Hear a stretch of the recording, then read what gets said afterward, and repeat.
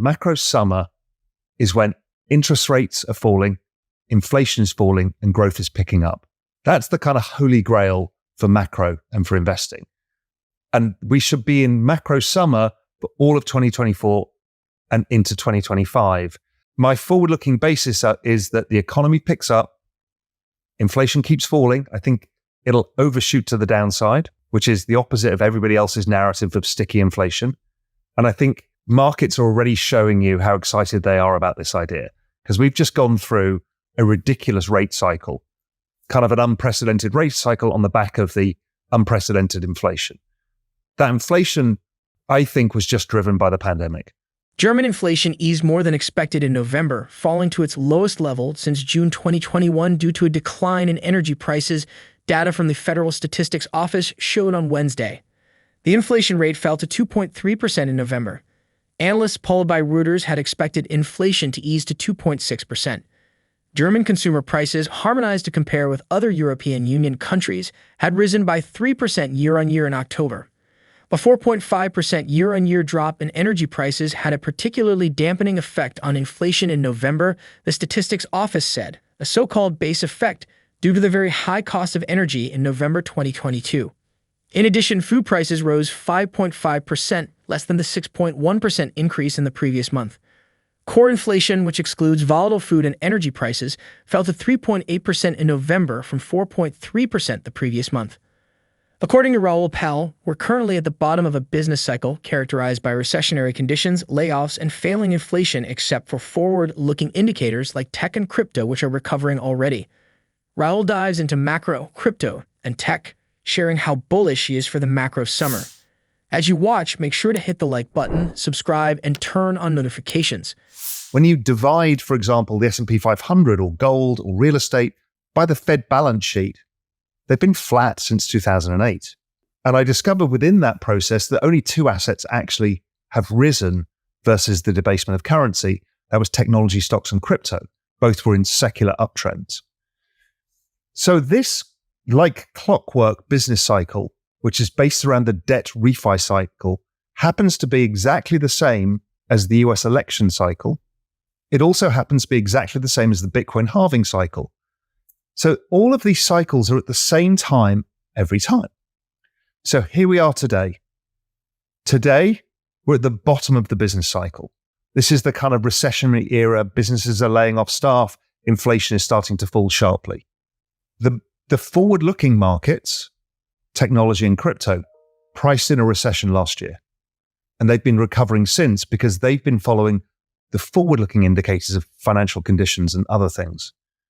Right now, stuff like the Russell 2000 and oil is living in the present day, which is slow economy. So they're at their lows. And everyone's like, what the hell is going on? Why are these tech stocks going up and everything else is going down? It's because they're forward-looking, as it is their job. So I've been very bullish. I saw the liquidity cycle, which is the key driver of all assets. The liquidity cycle is based around this interest rate cycle, which is based around this whole debt refi cycle. Liquidity started bottoming last year in October, November, December. And that gave us the signal to start getting long both crypto and technology. And that's been, phenomenally good. I mean, this year, the Nasdaq's up 45% and crypto is anywhere between 80 and 500% this year.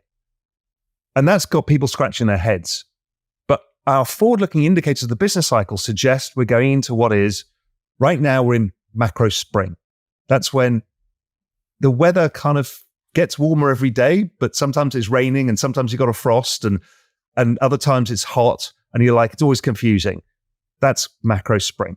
We're about to start moving towards macro summer. What is macro summer? Macro summer is when interest rates are falling, inflation is falling, and growth is picking up. That's the kind of holy grail for macro and for investing. And we should be in macro summer for all of 2024 and into 2025. And so my forward-looking basis is that the economy picks up, inflation keeps falling. I think it'll overshoot to the downside, which is the opposite of everybody else's narrative of sticky inflation. And I think the markets are already showing you how excited they are about this idea, because we've just gone through a ridiculous rate cycle, kind of an unprecedented rate cycle on the back of the unprecedented inflation. That inflation, I think, was just driven by the pandemic. If you shut down, all demand and shut down all supply and then bring it all back on at the same point, you create chaos. Exactly the same happened after World War II.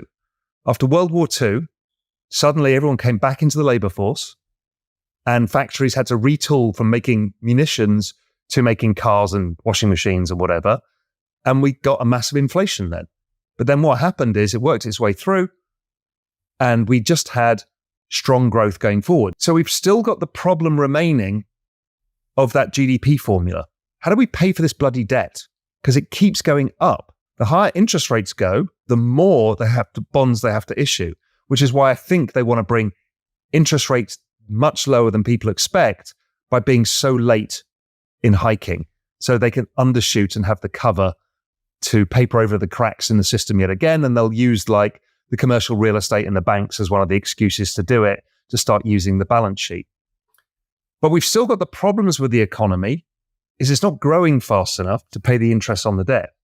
So if the economy on average is growing at 1.75%, and let's say interest payments on debt is about 2%, and the government's 100% of GDP in debt, that's all of GDP just to pay the debt. Market activity and price movements invariably catch the most headlines in the digital asset sector. But for insiders, the success metric that matters is the same as for any other emerging technology: adoption. From motor vehicles to the internet, only the technologies that successfully gain adoption go on to change the world. Cryptocurrencies and digital assets promise to transform the world of finance and the way we exchange value. However, mass adoption of crypto across the globe remains an elusive goal. Chainalysis publishes an annual report into the state of crypto adoption across the globe, and according to the 2023 edition, grassroots crypto adoption is down overall, with only lower middle-income countries such as Nigeria and Ukraine bucking the trend. Raoul, however, believes that crypto adoption is on the uptrend and will keep going up with time. Let's hear what he has to say about the crypto space. Crypto side has been, outside of AI, the fastest adoption of any technology in all of humanity. It has been following a perfect log trend. And what was staggering is last year, the number of active wallets in crypto grew 42% in a year when the market went down 80%. That's like, oh my God. We're now at 516 million users. By the end of 2030, we'll be well over 1 billion users, maybe 2 billion users. So it is a very prevalent technology. And it's happening this cycle everywhere, kind of everything everywhere all at once. The banks are using it. They're already trying to settle securities on it. They're using it for payment systems. We're seeing Visa using it for payment systems.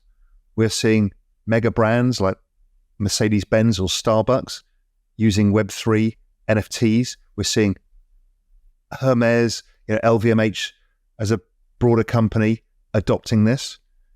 We are seeing ongoing adoption globally of cryptocurrency as an investment vehicle. We're seeing the institutions investing in it. I've had on my show Texas teachers. They were pioneers in the space. We've had Franklin Templeton, Fidelity. I mean, these are big companies. Now we got BlackRock. So what is going on here? Here's a nice way of framing all of this. And it makes it easier for people who are kind of crypto cynical or don't really understand it. We have two worlds. We talked about this before. We have the physical world that we live in, your world of North Carolina, or my world of the Cayman Islands. And then we've got the digital communities that we live in. The crypto land and fiat world are these two worlds. We've talked about GDP is slow in fiat world because of aging populations, debt, and lack of productivity. But over in crypto land, the population's growing at 42% a year in a year when the economy went down 80%. You've got productivity improvements as new uses of blockchain technology get introduced every day. And you've just wiped out the debt from the previous cycle. So you have a extremely fast-growing emerging market. And what happens is you're now seeing fiat world participants set up offices in crypto land. Franklin Templeton, Fiat, Franklin Templeton, Fidelity, TRS, they're setting up offices there. So we love this place. We think it's a dynamic economy. We want to build stuff here. Then the ETF comes along. The ETF, people need to think of as a trade deal between fiat world and crypto land. So it's a trade deal to allow capital to flow into this other economy. And as that economy, crypto land, grows fast, a lot of money is going to go down through this pipe of the trade deal, which is the ETFs, and then will flourish within that economy. So we're seeing this giant sucking sound of people seeing this economy. It's much like when China came onto the world stage. Is everybody flooded there? Everyone put their capital there. Everyone built offices there because they could see the big opportunity. Well, this is the fastest growing economy we've ever witnessed. It just happens to be a digital one. It has its own system of currency, its own interest rates and central bank policy. It has a financial system, which is DeFi. It has states like Bitcoin, Ethereum, Solana, whatever it may be. These are states within crypto land. And those have different policies. We have taxation systems within crypto land. We have assets, NFTs, within crypto land. And it's just because they've all been more attractive over time, it's sucking in more and more of fiat world into it. And eventually, I think it basically subsumes fiat world. Many predicted that Binance would never embrace regulation. It would only pretend to comply in jurisdictions like the United States. No more. Binance pleading guilty to money laundering and other federal charges on November 21 means it's giving up its freebooting ways. It will also pay a $4.3 billion fine, the largest in the history of the U.S. Treasury Department. Moreover, Binance's founder, CEO, and principal owner Changpeng Zhao, deemed by many the most powerful individual in crypto, will be sidelined from the firm for at least 3 years after the naming of a court-appointed monitor. But those may not even be the most important effects. The settlement is a lot bigger than that, Yesha Yadav, Milton R. Underwood Chair, Professor of Law and Associate Dean at Vanderbilt University Law School, told Cointelegraph, adding, "It will bring some systematic oversight to Binance under a monitorship agreement, signaling the end of an era where the exchange has been able to operate in a relatively borderless way, without headquarters and seemingly without a major domestic regulator.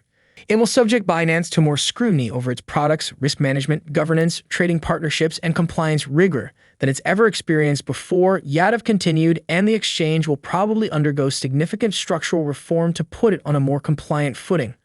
The agreement which Binance reached with the U.S. Department of Justice, DOJ, the Treasury Department, and the Commodity Futures Trading Commission, CFTC, should have industry-wide consequences, and not necessarily negative either.